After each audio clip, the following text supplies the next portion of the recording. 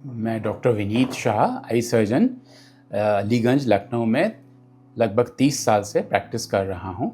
मेरा एक eye hospital है, शाह आई केयर के नाम से। आज मैं आपको ग्लूकोमा, जिसे हिंदी में समलबाई भी कहते हैं, उसके बारे में जानकारी दूंगा। ग्लूकोमा एक ऐसी बीमारी है जिसमें आँख का प्रेशर बढ़ने से वो हमारी नस को धीरे धीरे डैमेज करते रहती है। इसे इंग्लिश में ग्लूकोमा, हिंदी में समलबाई या कुछ लोग काला मोतिया भी कहते हैं। ये हमारी आँख का मॉडल है। यहाँ से जो किरणें आ रही होती हैं अपनी परछाई पर्दे रेटिना में बनाती हैं। पर्दे से, रेटिना से छोटी छोटी नसें मिलकर एक बड़ी नस बनाती है जिसे ऑप्टिक नर्व कहते हैं, जो हमारे दिमाग में जाती है। तो ग्लूकोमा में आँख का प्रेशर बढ़ने से ये नस हमारी धीरे धीरे डैमेज होती चली जाती है। इसकी जो इस नर्व फाइबर्स कहलाते हैं, धीरे धीरे वो डेड होते चले जाते हैं। इसीलिए इरिवर्सिबल लॉस करती है, मतलब इसकी रोशनी एक बार जो चली जाती है वो वापस नहीं आती है। ग्लूकोमा एक साइलेंट डिजीज मानी जाती है क्योंकि इसमें कुछ पता नहीं चलता मरीजों को। ज़्यादातर केसेस में कोई दर्द वगैरह नहीं होता है। धीरे धीरे रोशनी को कम करती चली जाती है क्योंकि इसमें पहले रोशनी साइड से जाती है। तो साइड से अगर रोशनी कम हो रही है तो हमें पता नहीं चलता। जब वो धीरे धीरे सेंटर की ओर आने लगती है, जब मरीज को पता चलने लगता है कि हमें रोशनी कम हो रही है, तब तक बहुत देर हो चुकी होती है।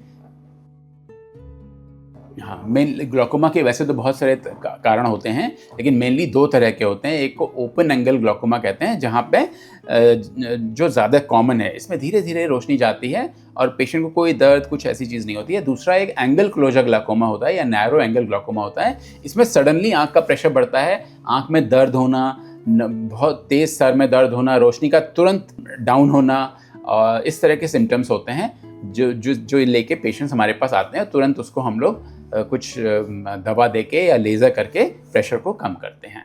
उसके अलावा चोट लगने से भी ग्लूकोमा हो सकता है। कुछ दवाओं के इस्तेमाल से भी हो सकता है, जैसे कि स्टीरॉइड्स होते हैं।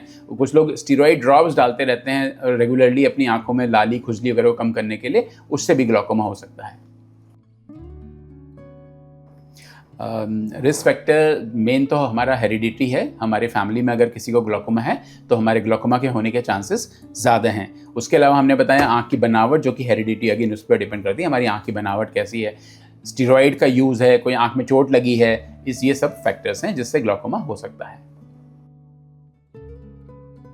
हाँ, यही एक परेशानी है। ग्लूकोमा में मरीज़ को जल्दी पता नहीं चलता है कि ये उसको ग्लूकोमा हो रहा है, कोई परेशानी हो रही है। इसीलिए एक रेगुलर आई चेकअप की ज़रूरत होती है, जिसमें कि आपके आई डॉक्टर, आई सर्जन पूरा कम्प्रिहेंसिव आई चेकअप करेंगे, थॉरो आई चेकअप करेंगे, पूरा आगे से लेके पीछे तक, जिसमें आँख का प्रेशर भी चेक किया जाएगा और जो ऑप्टिक नर्व जो डैमेज होती है ग्लूकोमा का, उसका भी इवैल्यूएशन किया जाता है कि कहीं ग्लूकोमा का कोई असर तो नहीं आ रहा है। ज़्यादातर ये 40 साल से ऊपर के लोगों में होती है, तो इसलिए बहुत ज़रूरी है कि 40 साल से ऊपर के जितने भी लोग हैं उनको साल में एक बार अपनी आँखों का कम्प्रिहेंसिव आई चेकअप, मतलब थॉरो आई चेकअप कराना चाहिए।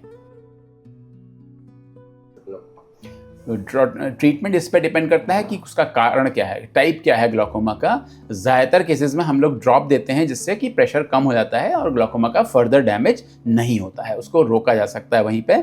लेकिन रेगुलर चेकअप में आना पड़ता है। उसमें हम लोग एक फील्ड टेस्ट कहलाता है वो करते हैं, जिससे हमें पता चलता है कितना डैमेज हो रहा है। उसके अलावा एक OCT टेस्ट होता है, जिससे कि नर्व की थिकनेस पता चलती है कि नर्व की थिकनेस कम तो नहीं हो रही है, जिससे कि ग्लूकोमा के प्रोग्रेशन के बारे में पता चलता है। उसके अलावा कुछ जैसे कि एंगल क्लोजर ग्लूकोमा है, उसमें लेज़र किया जाता है।